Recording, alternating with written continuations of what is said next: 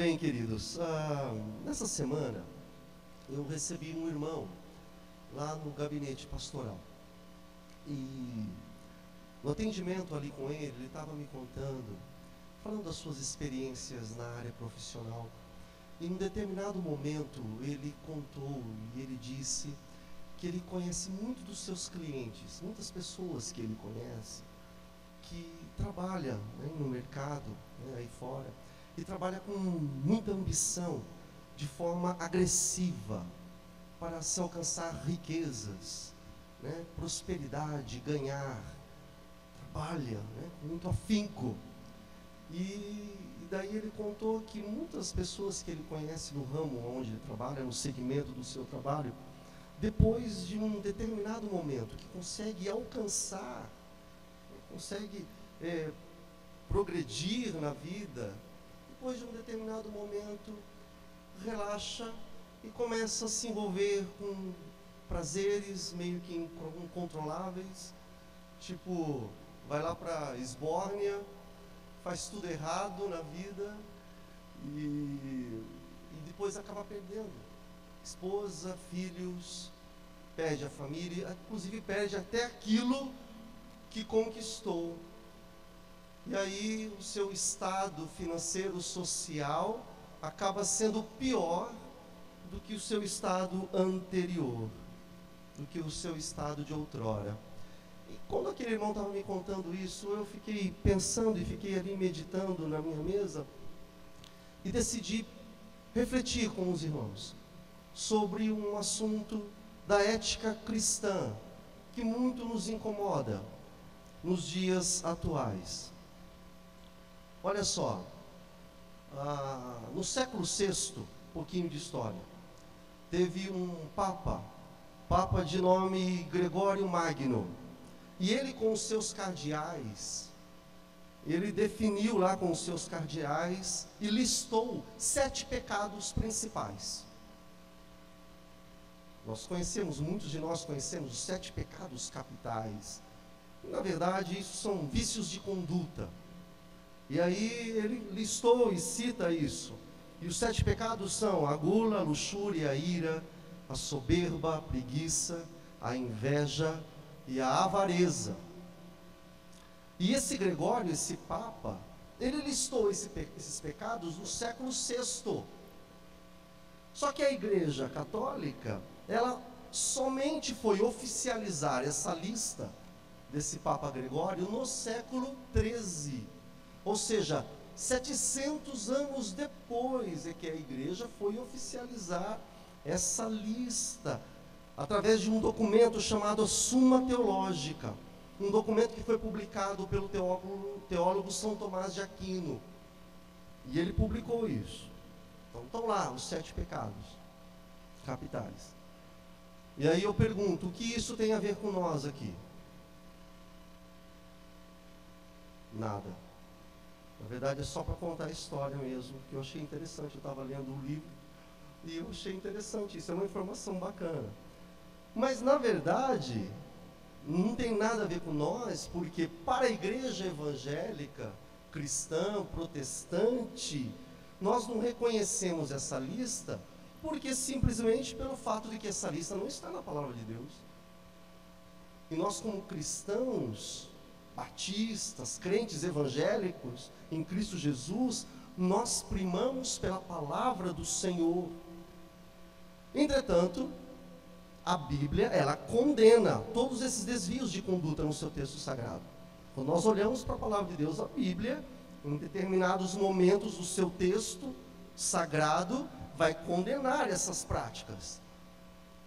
E eu gostaria de refletir com os irmãos aqui nessa noite sobre um desses itens, que muitas vezes nos atrapalha a vida das pessoas, e a Bíblia refuta com muita clareza. Então eu gostaria que nós abríssemos a palavra do Senhor no Evangelho de Lucas, capítulo 12 de Lucas, a partir do versículo 13. E vamos ler até o versículo 34.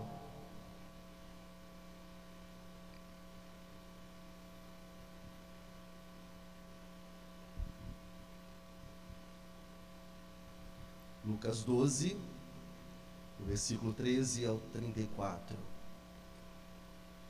Diz assim: alguém dentre a multidão lhe disse: mestre, diz a meu irmão que reparta comigo a herança. Mas ele lhe respondeu: homem, quem me constituiu juiz ou intermediário entre vós? E disse ao povo: cuidado, evitai todo tipo de cobiça, ou avareza, em algumas versões. Pois a vida do homem não consiste na grande quantidade de coisas que ele possui.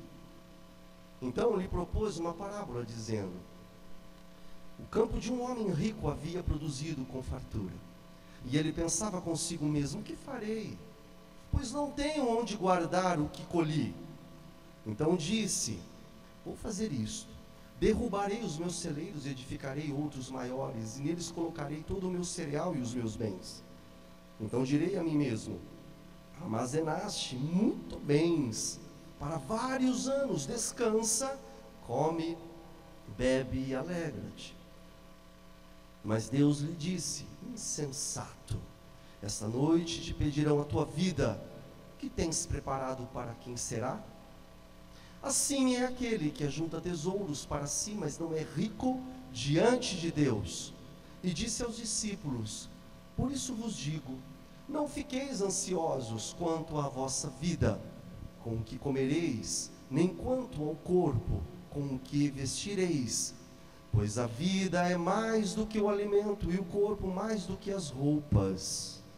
Olhai os corvos, que não semeiam nem colhem, não têm despensa nem celeiro. Contudo, Deus os alimenta, e vós valeis muito mais do que as aves.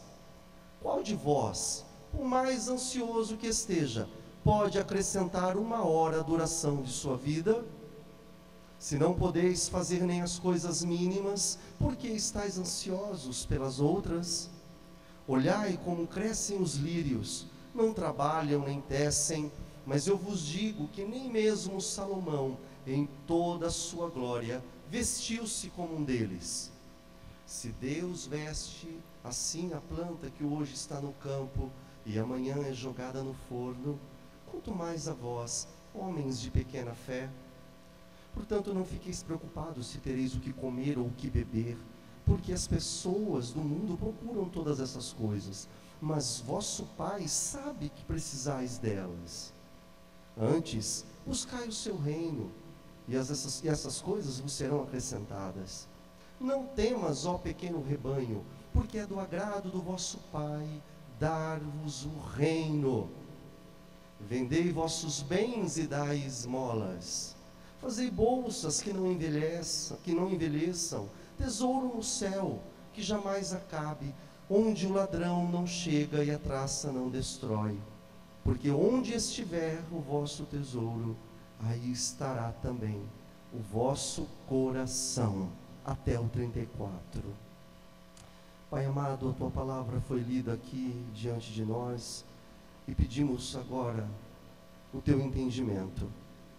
Repreenda, Senhor, todo espírito contrário, todo espírito crítico, e que o teu Espírito soberano, tenha total liberdade no meio da tua igreja, e fale aos nossos corações, segundo o teu propósito, no nome de Jesus. Amém e amém. Vou pedir para que o irmão fique com a Bíblia aberta. Queridos, esse texto aqui da palavra de Deus expõe-nos 4 argumentos que são poderosos.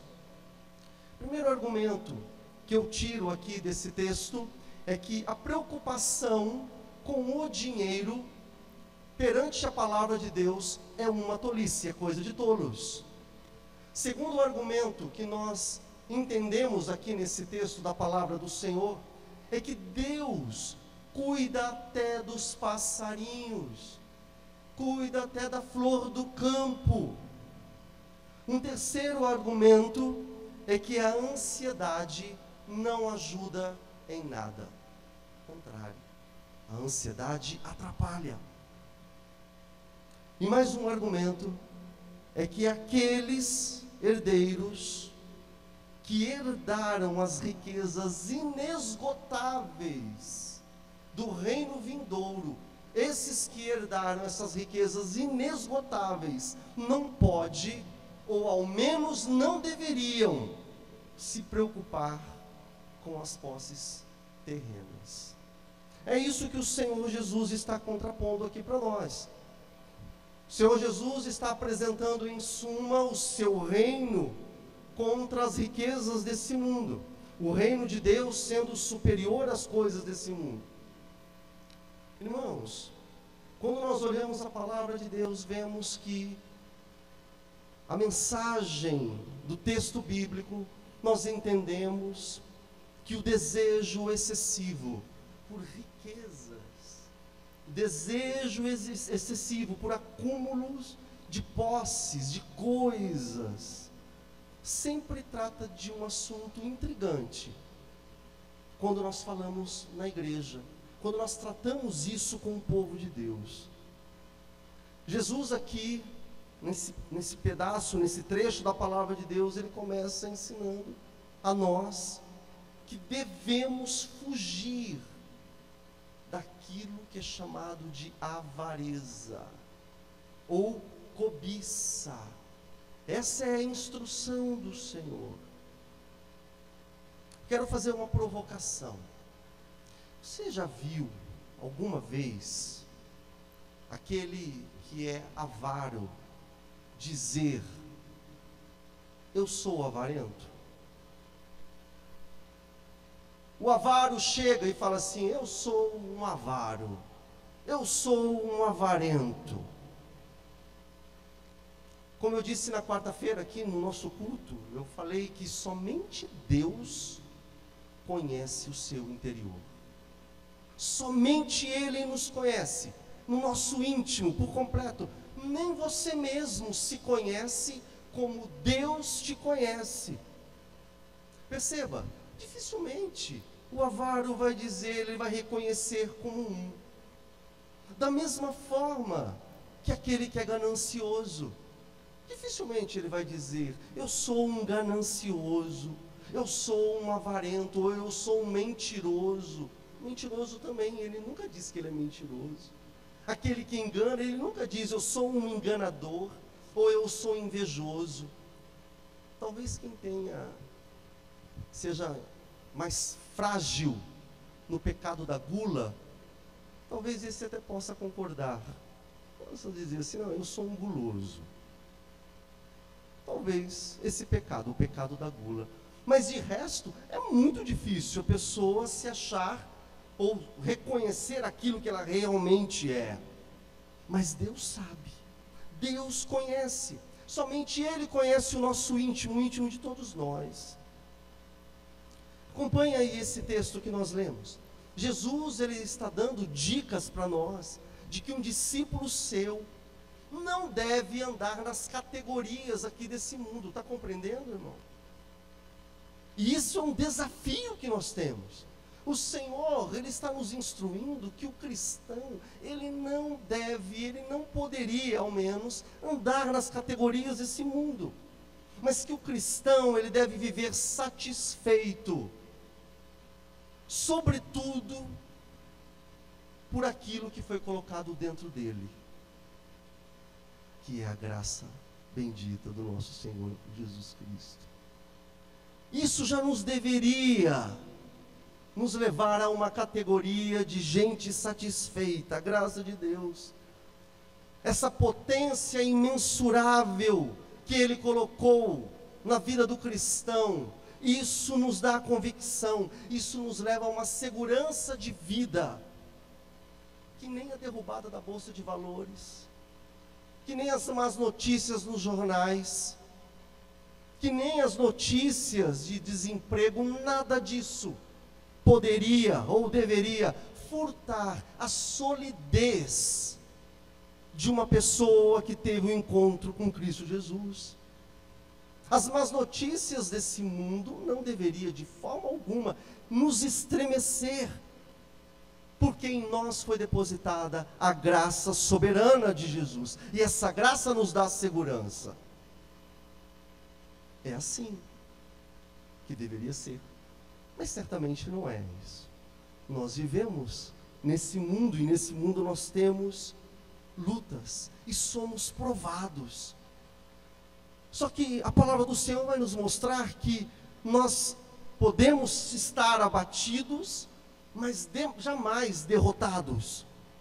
Podemos até correr riscos e perigos, mas sempre abundantemente debaixo dos livramentos do Senhor. O mundo nos propõe lutas e dificuldades, mas nós olhamos para o Senhor e nele nós estamos seguros. Então Jesus, ele está dizendo que nós não devemos viver ansiosos, e ele repudia a cobiça e ele repudia a avareza. E aí ele responde, e ele fala, olha, o rapaz chega para ele e diz assim, Senhor, está tendo briga lá em casa, eu e o meu irmão, nós estamos brigando pela divisão da herança. E aí chega para o Senhor e pede para que o Senhor faça um julgamento daquela situação. E o Senhor diz, olha, eu ainda não estou na posição de juiz, eu ainda não posso julgar isso. Mas ele instrui para que não sejam cobiçosos, para que não sejam avarentos. Irmãos, essa questão da ética cristã, do avaro, é um problema muito sério. E a avareza, ela não é nada boa. Porque o resultado da avareza é sempre traição. O que anda junto com a avareza? É traição, é corrupção, discórdias, desonestidade, divisões, engano.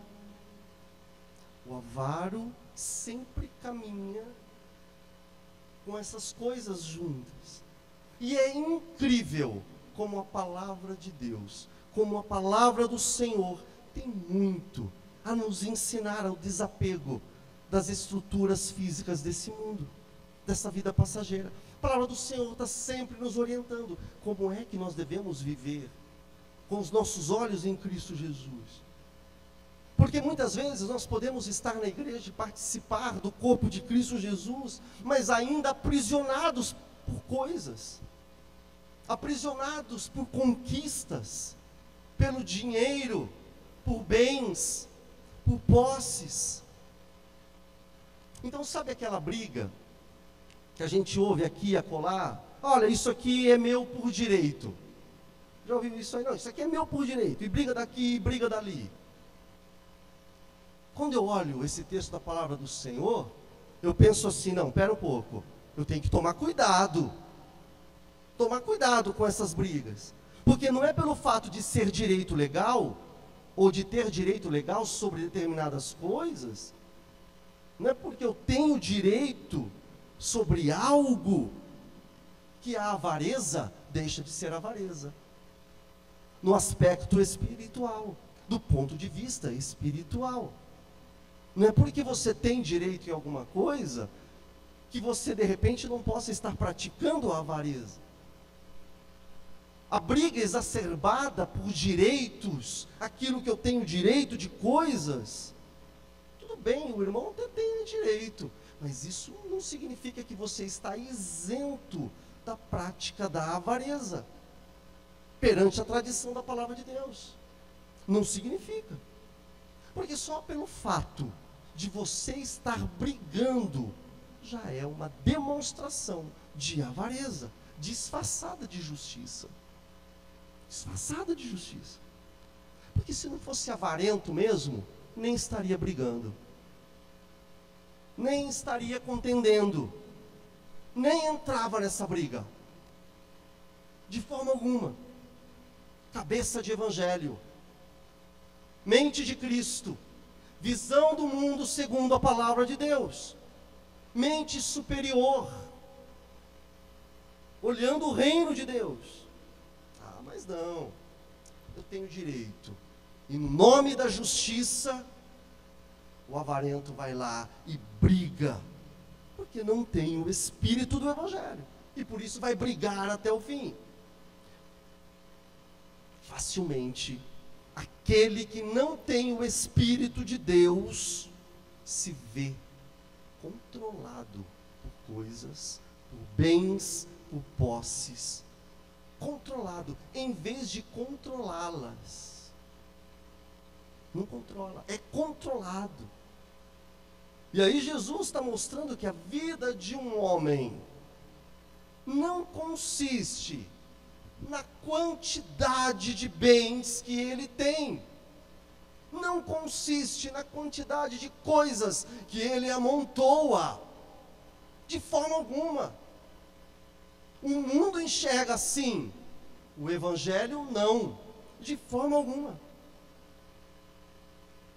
Depois de conversar com esse rapaz, aí Jesus começa a contar a história de um homem muito bem sucedido. Está aí no texto que nós acabamos de ler.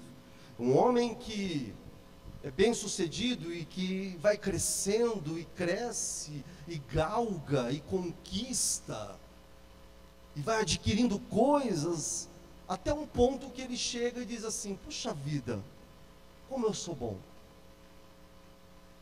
conquistei muitas coisas, eu produzo tanto que eu não tenho nem aonde guardar. Eu sou muito bom, sou muito profissional. Mas o que eu vou fazer agora? Já sei. Aí ele tem uma ideia. Ele vai destruir tudo aquilo que ele tem. É o que diz aí a palavra do Senhor. Para refazer tudo de novo. E ele quer agora construir galpões enormes para guardar tudo que ele está produzindo. E ele pensa isso. Vou ganhar, estocar bastante, poupar bastante, e depois vou ficar regalado, tranquilão, na boa, sem nenhum tipo de preocupação. E aí Jesus, como se dissesse, idiotice. Não é nada disso. Aquele homem pensou, de repente, que ele fosse ter milhares de vidas, ou milhares de anos pela frente. Naquela noite, Deus pediu a vida dele. Se deu mal. Projetou. Ganancioso. Cobiçou. Quis conquistar. Então eu pergunto, para que a ganância? Para que serve a avareza? Serve a avareza. O Evangelho é tudo, a avareza é nada. A palavra de Deus é tudo, a avareza, a mesquinharia, a ganância é nada perto do Evangelho de Cristo Jesus. Porque o avaro mal consegue desfrutar aquilo que ele conquista. Agora o Evangelho não. A proposta do reino de Deus é de eternidade. Então Jesus está falando para quem é dele, para a igreja: não andeis ansiosos. Pare de estar ansioso.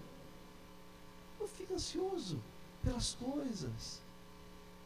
A ansiedade pode até ser pecado. Porque se você realmente recebeu, a você foi manifesto a graça de Jesus em sua vida, você deve confiar no Senhor. Então não andeis ansiosos. E alguém pode dizer assim: mas isso é muito romantismo. Isso é muito romantismo, não andar ansioso. Jesus deve ter falado isso daí porque ele não sabe o que é casamento. Jesus não sabe o que é ter filhos. Sabe que tem que ter conta para pagar. Por isso que Jesus falou: minha situação é diferente. Sou casado, tenho um monte de preocupação amanhã. Não tem como não estar ansioso, não é verdade? Mas não, eu olho para a palavra de Deus, meu querido. Ele sabe de tudo isso. E sabe muito mais ainda. Ele sabe porque Ele é Deus. E foi Deus encarnado que viveu todas as nossas dificuldades, provações e tentações. Por isso, aquele que é cristão, que teve um encontro com o Senhor Jesus, ele pode confiar na palavra de Deus. Ele pode descansar. Eu não sei qual que é o seu problema, não conheço quais são as suas aflições, mas se você é de Cristo Jesus, você pode descansar nos ensinamentos dele. Jesus está nos dizendo que a vida, e louvado seja o Senhor, porque nós estamos vivos aqui. Amém? Está vivo, meu caro. Está viva, minha cara. Jesus está dizendo que a vida que você tem é mais do que qualquer glamour. A vida que você tem é mais do que qualquer grife. A vida que você tem é mais do que qualquer conforto. Inclusive é mais do que bebida e comida. É mais do que tudo isso. Então não fique ansioso de forma alguma. Jogue fora toda a preocupação. Porque mesmo que você não tenha o que comer, você deve ficar satisfeito, porque você ainda está vivo. Deus tem te mantido vivo, a tua vida está em pé, e você está vestido de um corpo. O nosso corpo é maravilhoso. Eu sempre falo para minha filha, olha aqui, a gente assiste um filme, está passando lá uma Ferrari, uma BMW, eu falo, olha que máquina maravilhosa. Sensacional, né? Aí você pega um computador rapidinho, faz cálculos, tudo. Eu falo, olha, essas máquinas todas são trilegais. Só que a máquina mais maravilhosa que existe é o nosso corpo. O presente que Deus te deu. Para para pensar nisso? Ó, vou pegar. Peguei. Sensacional ou não? Vou abrir a mão. O corpo que Deus te deu. A gente não percebe. A gente não dá valor. E Jesus está falando isso, fique satisfeito. Você ainda está revestido de um corpo e Deus vai cuidar de todas as suas carências, de todas as suas dificuldades, de todas as suas angústias. Olha o versículo 25. Qual de vós, por mais ansioso que esteja, pode acrescentar uma hora de duração à sua vida? Quem que pode lhe garantir uma hora de vida? O teu personal trainer? O teu médico pode garantir que você vai viver até 100 anos? Olha o que Jesus está dizendo. Nada disso. Não, eu estou bem fisicamente, estou garantido. Aí você vai atravessar a rua, vem um bêbado lá e te pega no meio. Aquele rico insensato, ele estava tudo projetado na cabeça dele. Não adianta de nada. Então Jesus está falando, relaxa, meu filho. Relaxa. Tua vida está nas minhas mãos. Não se preocupe. O 26 e o 27. Deixa eu achar aqui. Se não podeis fazer nem as coisas mínimas, por que estáis ansiosos pelas outras? Olhe como crescem os lírios do campo. Jesus nos faz um convite para viver na responsabilidade. Você tem que ser responsável com aquilo que você faz, mas com fé e descansando nele. Irmãos, um segredo da vida cristã: não adianta nós sermos cristãos e ter Jesus na boca. Está compreendendo? Adianta. Nós temos que ter Jesus na boca, mas aqui, ó, no peito. Jesus e a sua graça maravilhosa tem que estar refletida no seu viver, nas suas atitudes. Nas suas atitudes. Praticando o cristianismo. Versículo 30, acompanhe na sua Bíblia. Porque as pessoas do mundo é que procuram todas essas coisas, né? E aí, quer dizer, Deus, o nosso Pai, Ele sabe daquilo que você precisa, meu amado. 31, antes buscai o reino e o resto, tudo vai ser acrescentado na tua vida. Agora eu acho lindo, é o 32, olha o 32. Não temas, ó pequeno rebanho, porque é do agrado do vosso Pai dar-vos o reino. Que palavra maravilhosa para aqueles que creem. Aqueles que não creem, essa palavra não significa nada. Ele quer lhe dar o reino. O reino não é um castelo lá no Alphaville. Não é isso. Ele quer lhe dar o reino. Sabe aonde que o reino é dado? Dentro de você. O reino instalado dentro de você. Você que é a habitação do Espírito de Deus, habitação de Deus, santuário do Altíssimo. O reino, Ele quer lhe dar o reino. E o reino vai crescendo e vai crescendo. E vai extravasando a sua vida. E quando você recebe o reino, esse reino vai lhe conduzir, meu amado e minha amada, à eternidade com Cristo Jesus, numa amizade eterna com Deus. Isso é que vale a pena. Versículo 33. Vendei vossos bens e dai esmolas. Aí, para acabar, né? Vendei, Jesus falou, vendei os vossos bens e dai esmola. Mas é o seguinte, Jesus ele é coerente, graças a Deus. Jesus ele é coerente, ele não está de forma alguma, olha só, ele não está de forma alguma mandando você vender a sua casa e colocar os seus filhos na rua. Não é isso que Jesus está falando. Ele não está dizendo para que você seja irresponsável para com os seus, e aí acabe com a sua vida, não, nada disso. Jesus está falando de escolhas. Escolhas. Nós temos escolhas. Jesus está falando, olha, se você tiver um bem, percebeu? Está no singular aí ou está no plural? Plural? Olha, no plural, os bens. E ele está falando para aqueles que têm posses, para quem tem mais de um bem. Se estiver disponível, prefira salvar vidas. É preferível salvar vidas. Em troca de coisas. Invista em vidas, em pessoas. Isto é, liberte-se da avareza. Mostre que a tua segurança está em Deus, está no Senhor. É uma questão de escolha. O Evangelho é para ser vivido na prática. E invista nas coisas eternas.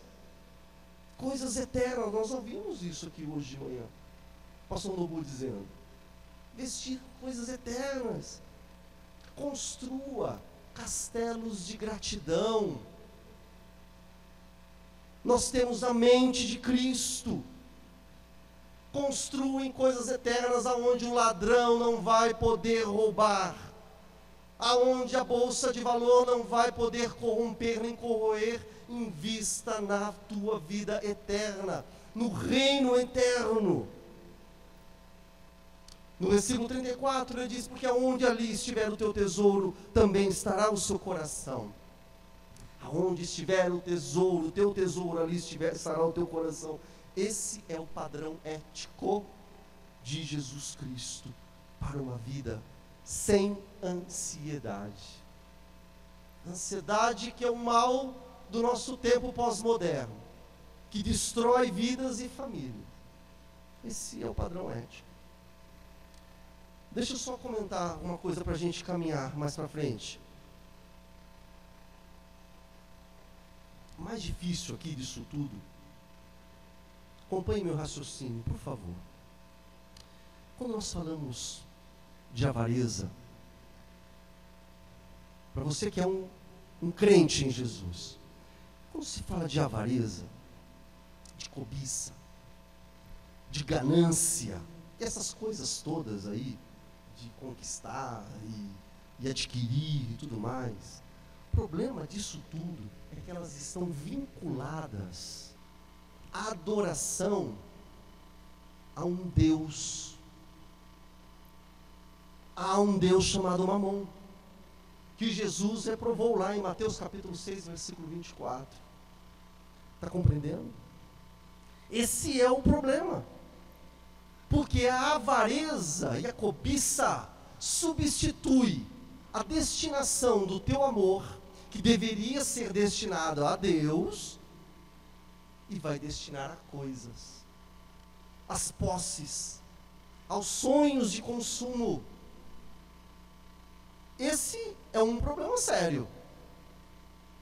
Porque mesmo que você fale, não, mas eu gosto, eu quero viver cobiçando, quero viver avarento mesmo, e ansioso com as coisas, tudo bem, é uma decisão sua. Só que tem um problema aí teológico. O problema é que você está trocando a sua adoração. Você pode estar adorando coisas. Tem gente que é escravo do dinheiro porque tem dinheiro. Tem gente que é escravo do dinheiro porque não tem dinheiro. É assim. A ganância, a cobiça, a avareza não são particularidades do rico. Não, de forma alguma. Mas é um vírus do pecado em todo ser humano. Ricos e pobres, não há distinção nenhuma. Todos são assim. E só o poder de Deus para libertar. Só o poder de Jesus Cristo. Quando nós olhamos da perspectiva judaica cristã, o Deus da Bíblia, o Deus que está ali apresentado no texto sagrado, é esse Deus único que é merecedor, digno de adoração e todo o amor. Mas o nosso tempo, o tempo contemporâneo, tem feito cada vez mais do dinheiro um dos seus deuses prediletos. E o pior de tudo é que a igreja dos nossos dias tem caído nessa casca de banana, nesse problema. Gostaria de ver alguns textos sagrados da palavra do Senhor. Olha só, Eclesiastes 5:10. Se tiver aí, põe para nós, Olavo. O autor aqui de Eclesiastes, ele vai dizer do amor ao dinheiro como pura vaidade. Vou pedir para que a igreja leia, por favor, enquanto eu tomo uma aguinha aqui. Vamos lá. Quem ama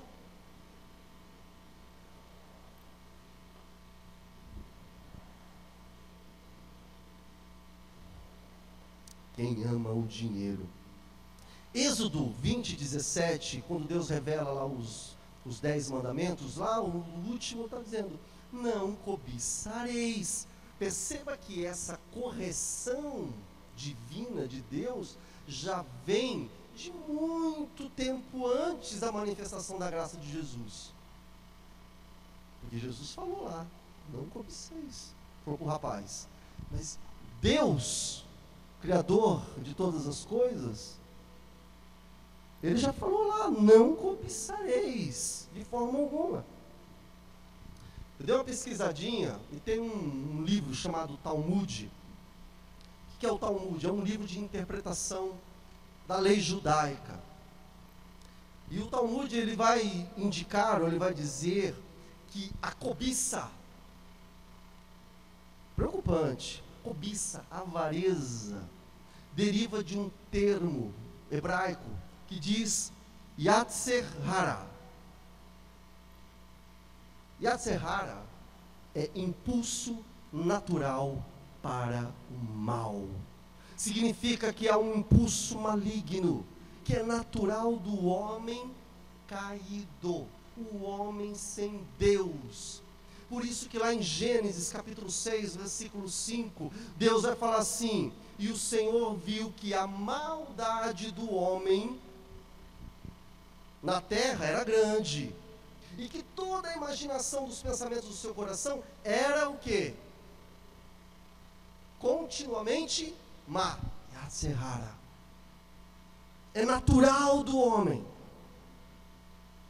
O homem caído, o homem sem Cristo Jesus, ele tem essa má inclinação. A nossa única chance é Jesus Cristo, que vai mudar a má inclinação para a boa inclinação.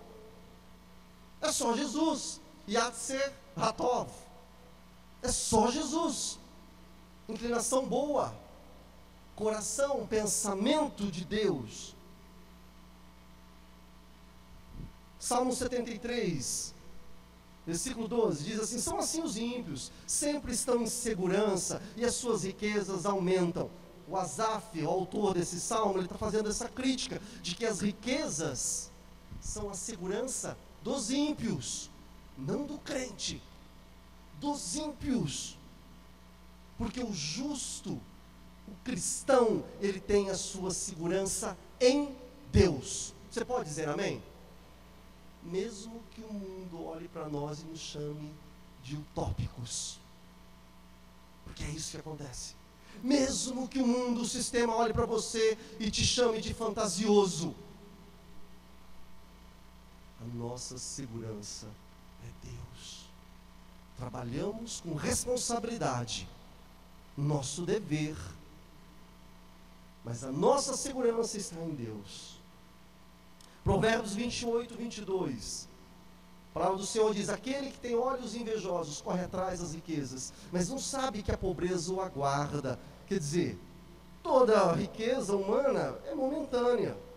Deus está falando isso daí, por isso não coloque a tua convicção em cima disso. Portanto, irmãos, na visão lá do Antigo Testamento, a bênção de Deus, quando a gente olha para o Antigo Testamento, a bênção do Senhor se encontrava, entre outras coisas, na partilha do pão, no partir o pão mutuamente, porque a partilha quebra a avareza no meio.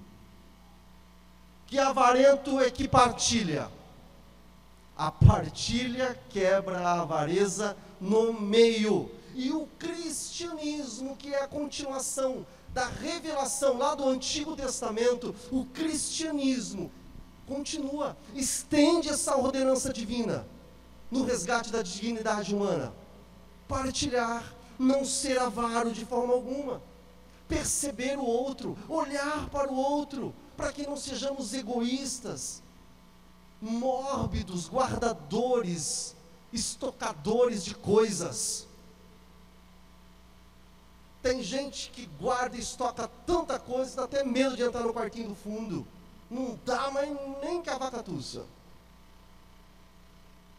Está lá, não serve para nada. Pegado.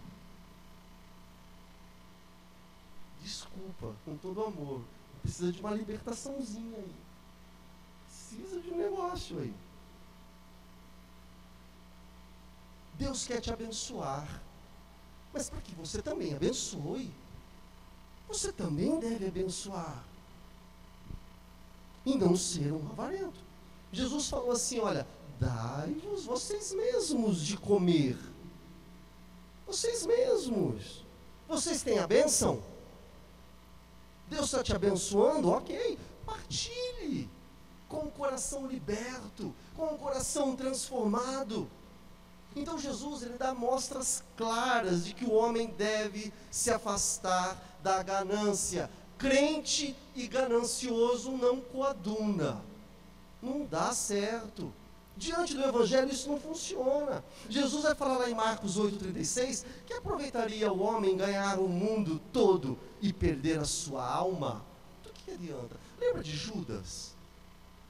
Quando a gente olha para a história de Judas, tudo bem que tem todo um plano divino por trás ali de Judas, mas o que levou Judas ao pecado da traição foi a cobiça. Cobiça não dá certo com crente, não funciona, é um problema.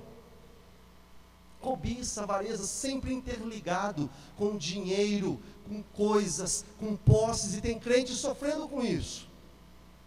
O apóstolo Paulo vai dizer lá em 1 Timóteo 6,10: porquanto o amor ao dinheiro é a raiz de todos os males.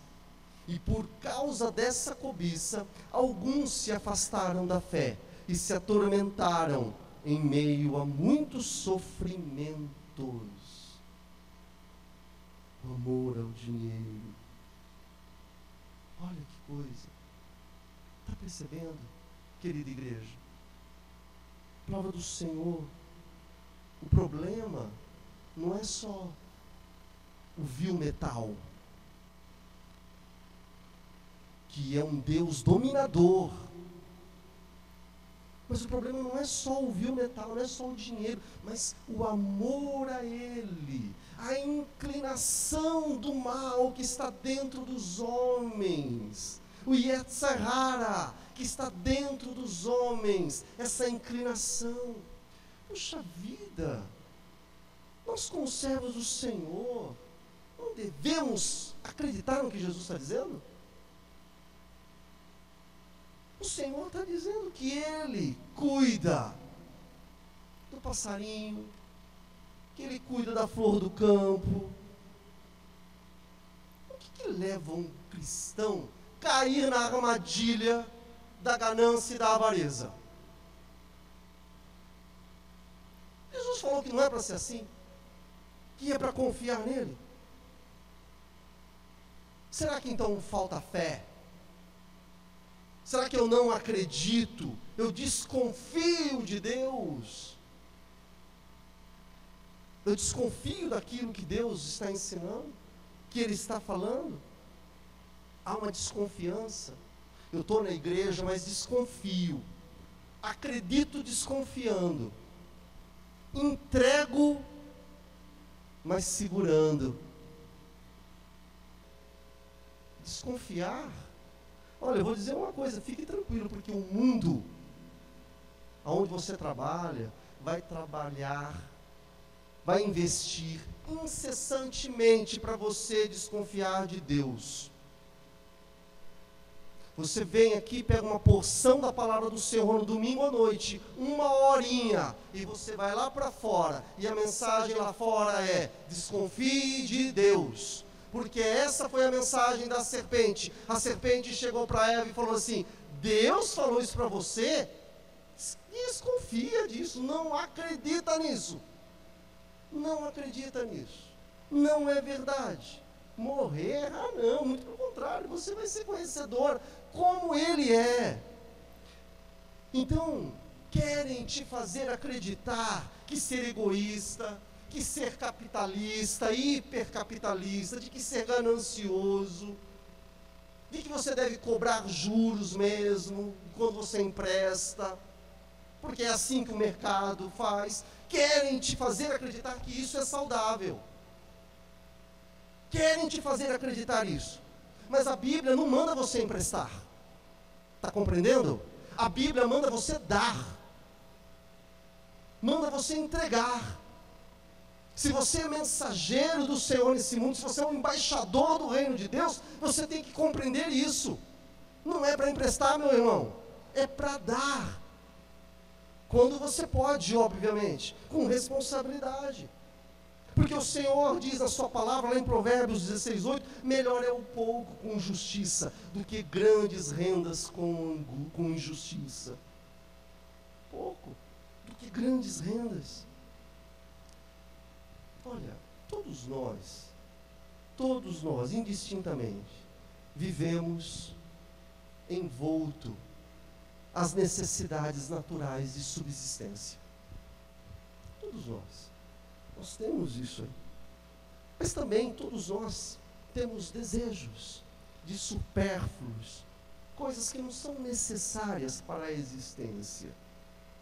Isso está ao nosso redor, né? Ao nosso redor, na nossa vida, nós precisamos de coisas para nossa subsistência, para nós vivermos, mas também ao nosso redor existem coisas que a gente deseja e que são supérfluos, que não são coisas que são necessárias para nós existirmos. E Jesus está mostrando, para a gente caminhando aqui, que em geral, muitas vezes o homem, ele vive atormentado, ele vive ansioso, justamente quando ele se encontra numa posição contínua, preso a prazeres não necessários, como aquele homem lá, o rico, o insensato. Percebe? Muita coisa, muitas aquisições, tirou a paz dele. Não consegue mais pensar direito. O que eu vou fazer? Muita produção, muito ganho, preciso estocar. Então essas coisas tiram a paz da alma. E por favor, eu não estou dizendo de forma alguma que não seja lícito desejar além do necessário. Não, de jeito nenhum. É lícito sim ter desejos de progressão, ter desejos de conquista. É lícito, é válido, é legítimo, é pertinente ter desejo de crescimento. O que não pode é ser escravo dos desejos além dos necessários. Porque Cristo veio para nos libertar. Está compreendendo? Cristo veio para nos libertar e nós não podemos mais nos encontrar presos às amarras da cobiça, que trazem solidão. O avarento, o cobiçoso é um cara solitário, que traz tristeza e traz angústia. Essa é a mensagem do Evangelho. Por isso é que a tal da prosperidade, a teologia da prosperidade, não está com nada, e é um contraponto à teologia bíblica. Se você tinha dúvidas quanto à teologia da prosperidade, perceba isso. A Bíblia te ensina e nos ensina a ter desapego às coisas. A teologia da prosperidade não. Essa teologia herética, ela vai dizer o contrário, ela te estimula para conquistas e consumo. É fora do âmbito teológico bíblico. Totalmente fora. Nós somos estimulados por Deus a desapegar dessas coisas. Então pessoas perdem a paz, querendo conquistar, cobiçando, perdem a paz, querem ganhar. Igual o irmão falou lá na minha sala. Ganhar, quer conquistar, quer crescer, quer vencer. Tira a paz. Consegue dar atenção para os filhos, para a esposa, a casa está abandonada, perdeu a paz, ele tem que ganhar e conquistar. Depois que conquista, ele também perde a paz, porque daí ele se torna avaro daquilo que ele conquistou. Perdição. Depois que ele conquista, aí ele começa a ter medo, medo da perda. Conhece gente assim? Não conhece? Tem uns aí que são assim. Medo de perder as coisas. E aí vai se tornando mesquinho, pequeno, briguento, escravo de tudo aquilo que ele possui. E o pior, muitas vezes nem usufrui daquilo que conquistou. Você acha que Deus nos fez para isso? Você acha que foi esse o objetivo que Deus nos criou? Foi para essas coisas? Tem aquele que fala, não, eu não sou avarento, eu sou um poupador. Show de bola, poupador. Poupador é bom. Ser um poupador é bom. Quando a gente olha para a palavra do Senhor, vai ver que Deus, ele dá a instrução para que você seja prudente na sua vida. Só que, da mesma forma que muitas vezes a gente quer fazer justiça, mas por trás mesmo tem a avareza, muitas vezes ser o poupador, quanto mais, pode estar escondendo a avareza. Por isso que Jesus fala, olha, não guarde tesouros na terra. Ele tem coisas melhores para nós. Antes de terminar, eu quero ler aqui Provérbios 3, 9 e 10. Quer ser livre da ansiedade na área do dinheiro? Isso aqui é por meio da fé. Vamos ler todos juntos? Bem fortes, vamos lá. Honre